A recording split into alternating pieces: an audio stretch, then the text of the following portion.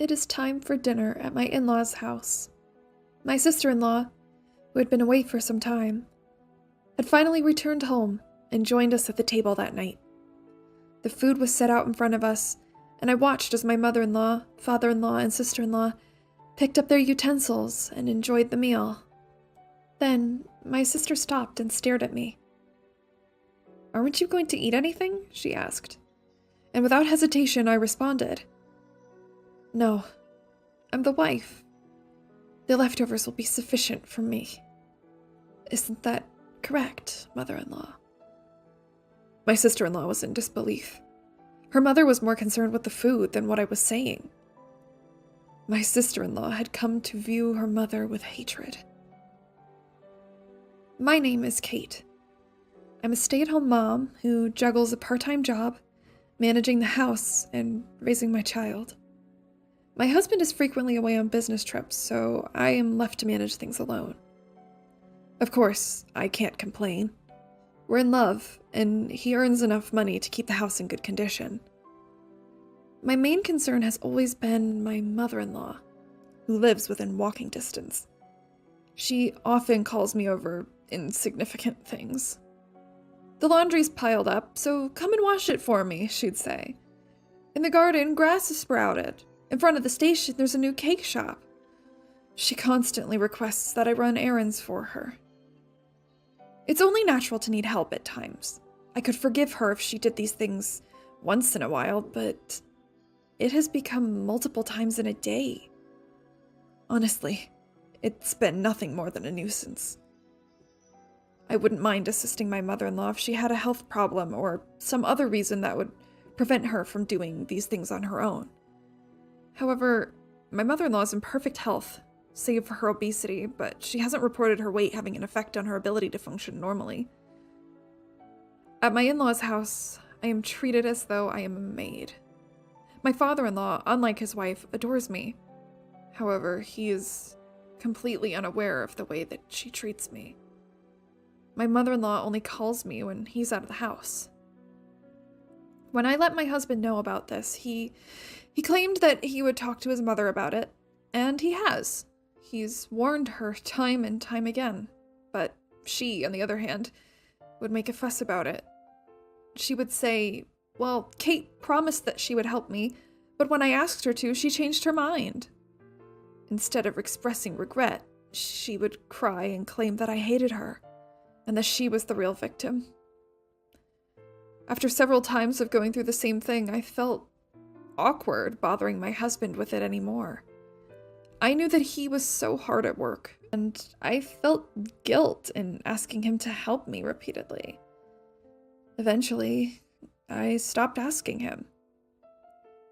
Perhaps this is what my mother-in-law wanted, but either way, I was now in a place where I couldn't talk to anyone about what I was going through, and I spent my days alone dealing with her.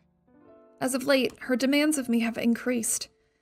One morning, I was made to clean up my in-law's garden. She instructed me to cut branches from the trees in the yard and gather them all up. It was exhausting work, especially as the sun creeped higher into the sky. I was sweating, but I couldn't stop to drink. By the time that I was able to take a break, I went inside the house to find that it was past noon. My mother-in-law was laying on the sofa in the living room. She was completely relaxed, watching TV and eating chocolates. Her t-shirt was covered in wrappers. "I'm hungry. Make something for me from whatever's in the fridge," my mother-in-law ordered me, not taking her eyes off the television. I sighed. As I walked into the kitchen, I laid eyes on the mountain of dishes that had piled up in the sink. "You'd better get started. My friends are coming over tonight, and I want the whole place to be absolutely spotless. There's no time to dither," she continues, as she devours more sweets. I asked her to assist me, even just a little, but she didn't care to respond. When she was uncomfortable with what I said, she would pretend as though I was not even there. Soon enough, I cleaned up the dishes and prepared fried rice for the both of us to eat. I set the table for the meal and placed both plates onto it. "Fried rice. Again. Can't you think up anything else? Even though she complained, she began to eat her meal with gusto. I too was starving. But I was hoping that my husband had messaged me, and I checked my phone before eating. By the time that I had put my phone back down, I was shocked to discover that the plate I had placed in front of me had vanished. My mother-in-law was devouring my meal. She had already finished her own. "That is my food, ma'am," I said aloud. By this point, however, my mother-in-law had already consumed more than half of it. "I'm still hungry. It's your fault that you only cooked a small amount of food. You're just the wife, after all. You'd think that you'd make more, considering you know the wife eats after the rest of the family's finished. But no, you don't even comprehend that." My mother-in-law quickly devoured the remaining fried rice without waiting for me to respond. There was nothing left. No rice, no vegetables, no meat. Nothing at all. "Now, start cleaning up," my mother-in-law said. "My friends will be here soon." With that, she got up and marched back to the sofa. With a loud tear, I heard her open a bag of chips, spilling pale yellow crumbs onto the rug beneath her. I vacuumed the floor silently. As I'm watching the machine suck up the potato chip crumbs, I can't help but imagine the vacuum cleaner as my mother-in-law, sucking up every bit of food and every last ounce of my dignity into a cyclone until nothing is left behind. I tried my best to relieve my hunger with water as I cleaned up as I'd been asked. But the thought was clear in my mind. I swore to myself that I would never help my mother-in-law again. No matter how much she would beg and plead, I would never assist her again. If she wanted a maid who she could tell what to do, to the point of commanding her not to eat, she could try and pay for one. As for me, I couldn't do it any longer. I would not return to help her.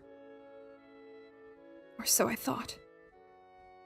Things changed dramatically soon after that day. My father-in-law had passed out at work, and in order for him to recover, he needed nursing care. Unlike his wife, my father-in-law had always been a thoughtful and caring man. From the time I was introduced to him all those years ago until now, he'd always been kind to me. "I had assumed that you were going to provide us with a grandson. I was foolish to think that you would give us an heir. Absolutely foolish." When I was pregnant with my first child, my mother-in-law would say these things to me. But my father-in-law would chastise her. He silenced her when she complained about our living situation while we were building our own home. He was always concerned about how I was doing, and always offered his skills and advice to us when we needed it. When I learned that my father-in-law had fallen ill, I knew I had to act. I put on my coat, and I was determined to offer the same care in return. But the phone rang. It was my mother-in-law. "You wicked wife! When were you going to show up and help me care for my husband? Don't you care at all? How ungrateful!" I tried to tell her that I was on my way there, and that I was going to go even if she hadn't asked me. I could hear her start to continue her yelling, but I hung up the phone. I was already worried enough about what my future would look like. If taking care of my father-in-law meant bearing this burden a bit longer, I would do it, I thought. I went to my in-law's house to assist with his care. As expected, my mother-in-law didn't seem to take his care very seriously. After his flare-up at work, my father-in-law had become partially paralyzed on his right side. He's maintained some of his autonomy and can use the bathroom on his own, but he required assistance with meals and bathing. Since this meant he needed care throughout the day, I would drop my child off at daycare and go straight to my in-law's house. I make breakfast for my father-in-law, wash his sheets and bedclothes as needed, and so on. I then tidy the house and prepare lunch. It was difficult work, but knowing that it was for my father-in-law, it became much easier. Even still, my mother-in-law would not resist. She insisted on criticizing everything that I was doing. She would make a fuss into my ear while I was preparing food for my father-in-law. "This is something for sick people to eat. Can't you bother making something more regular?" "This food isn't for you. I'm making it for Dad," I told her. "You're in good health, and you could make your own food. As I said previous, I'm only here for my father-in-law's benefit. And beyond that, I'm here because you will not take care of him. I believe that you're able to take care of yourself at the very least. How? How rude! Do I need to remind you that I have the right to leave this house whenever I want? I don't care what happens to him. That all will be your problem if I leave. Make me dinner. Her rage bore into me, and mine was swelling in my chest, but she was right. I couldn't risk forcing her to leave. Every care facility in the area was completely full. Even the wait lists were long. As things were, I couldn't be the sole carer for my father-in-law full-time either. Despite my resentment and desire to rebel against this woman, I had no choice but to submit and make food for her. She devoured it instantly. "Oh, I'm so full," she exclaimed. "Here are your leftovers to eat." My mother-in-law slowly laid down on the low sofa, leaving me to eat. My gaze moved to the pan, inside which there were only a few pieces of cabbage and a handful of noodles. Not enough to feed an adult. Not enough to feed a child. It was pitiful, but I didn't want to waste the food, so I ate it on a small plate, as though it would make the food appear larger. Of course, it was completely insufficient. I ended up eating a sandwich I brought from home before I finished folding the laundry and made my way to my father-in-law. I noticed that his face was red, eyes wet with heavy tears. "I'm so sorry," my father-in-law said.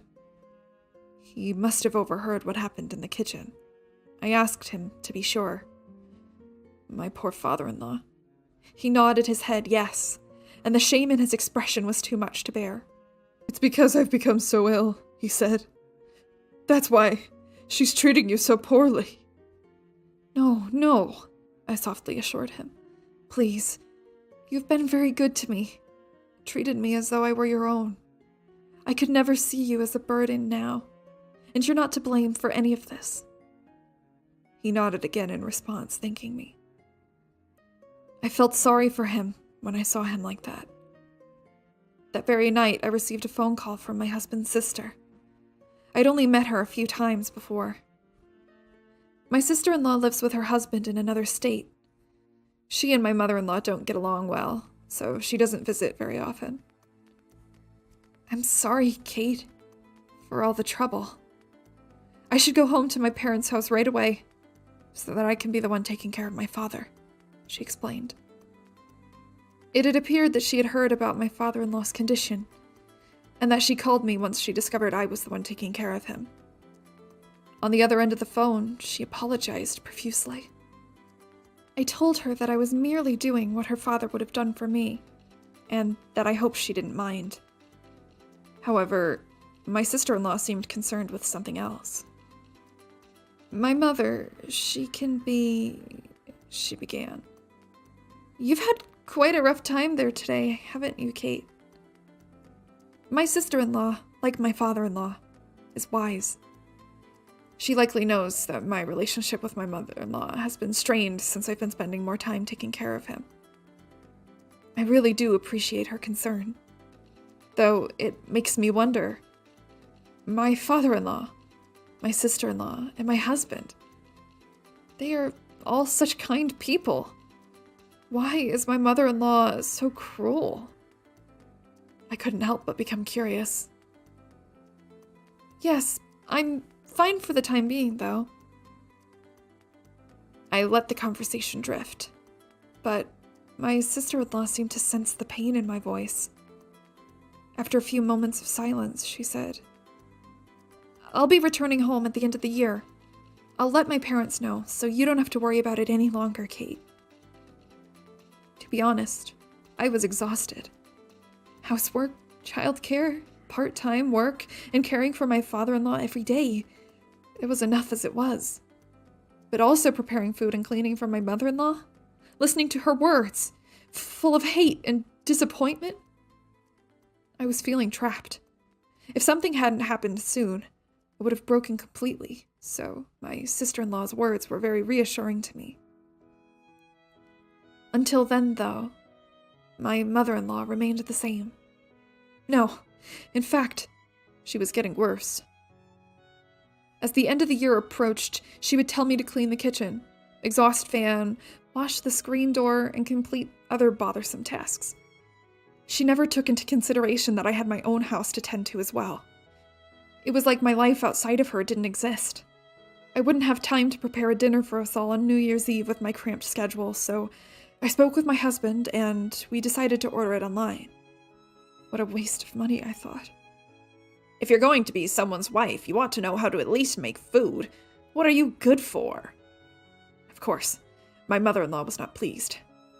You're a wife too, I wanted to scream at her. But I couldn't. I didn't want my father-in-law to overhear us arguing. I didn't want him to think that this was all his fault.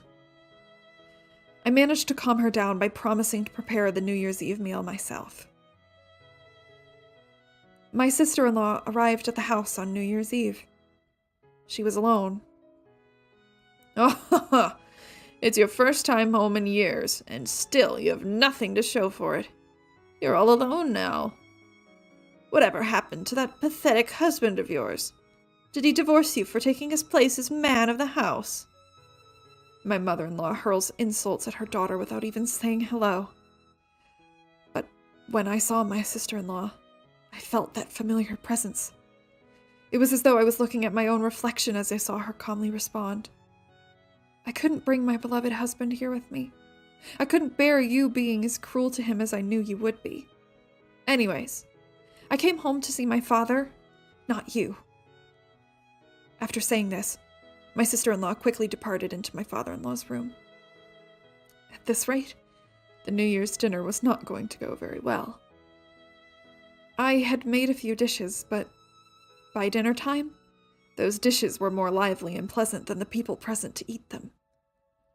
The only sound that I could hear in the quiet living room was a pot simmering softly.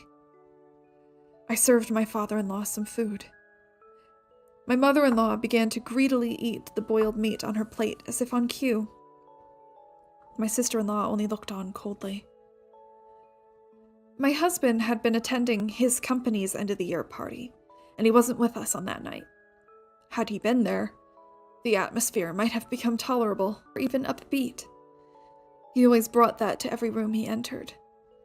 I was wishing for this as I hopelessly assisted my father-in-law the best that I could.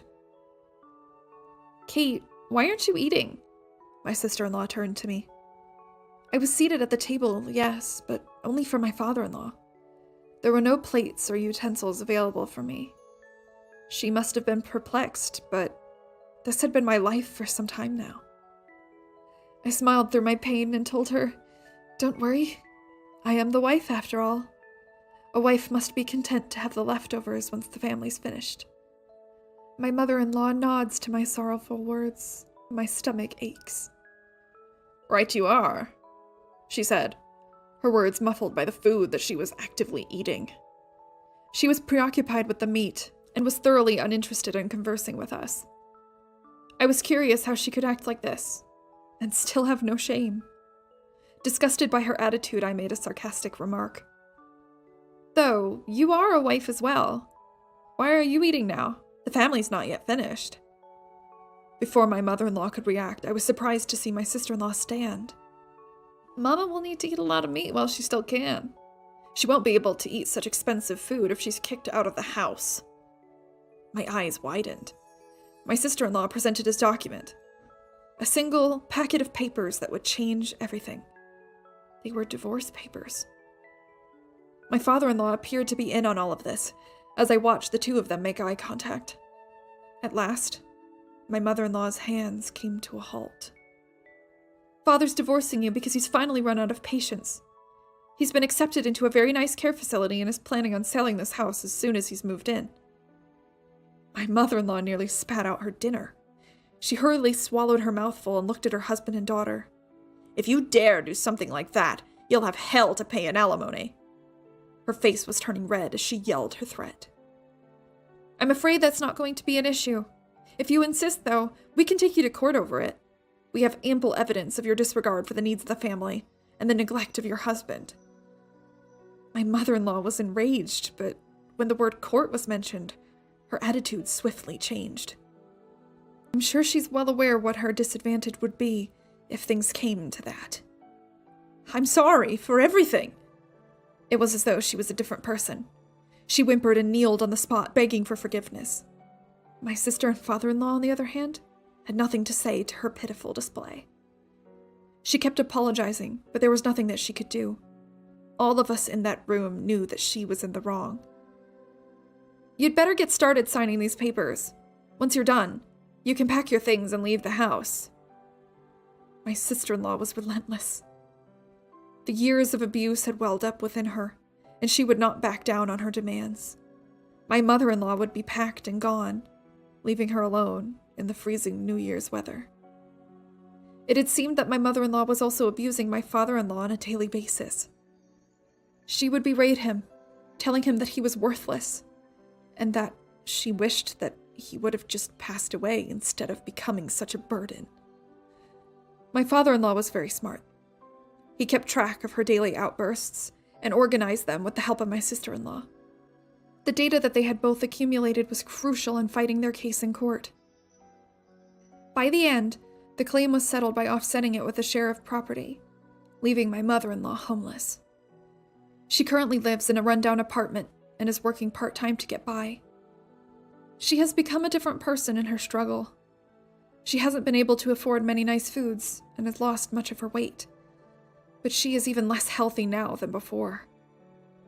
My father-in-law now spends his days living in a luxury nursing home run by a friend of my sister-in-law. They see to it that he is not only healthy every day, but happy too. He's made friends with many of the other residents. I pay him visits at least once a week. His progress has been astonishing. Thanks to his rehabilitation, he's regained more movement in the right side of his body. He smiles more frequently, laughs more. It's wonderful. I have made a friend too. My sister-in-law and I have become close, and we communicate often. We both want, more than anything, to keep supporting my father-in-law as best as we can. We will treasure the peace that has finally come to us.